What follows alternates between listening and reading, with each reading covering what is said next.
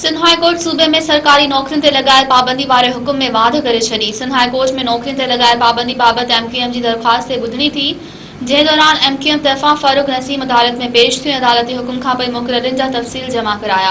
फ़ारूक नसीम अदालत खे ॿुधायो त पुराणनि तारीख़नि में अपॉइंटमेंट जा लेटर कढिया विया ऐं 10 ॾींहं अंदरि उहो कमु थींदो रहियो। कानून खे मज़ाक़ बणायो वियो आहे।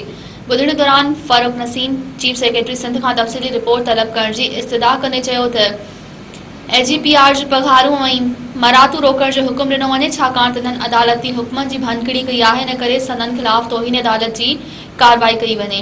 फ़ारूक नसीम जो चवणु हो त डिप्टी कमिश्नर खां वॉक इन इंटरव्यू जी बुनियाद ते नौकरी ॾिनी पई वञे। इस्पतालनि में पुराणनि तारीख़नि जा मेडिकल सर्टिफिकेट ठहिराया विया। कंहिं बि धुर खे नोटिस ऐं दरख़्वास्त जी कापी न मिली। जेकर इदारे वटि दरख़्वास्त जी कापी न हूंदी त कंहिंखे जवाबु ॾींदा। ॿुधणी दौरान जिन्हा सिंध मेडिकल कॉलेज तरफ़ां फैज़ान मेमर जो वकालतनामो जमा करायो वियो ऐं ॼाणायो वियो त असां का बि सिधी रीत मुलाज़मत नाहे ॾिनी। जेके नौकरियूं ॾिनियूं आहिनि उहे सिंडिकेट जी मंज़ूरी खां पोइ ॾिनियूं वयूं ऐं न ई के वॉक इन इंटरव्यू थिया आहिनि।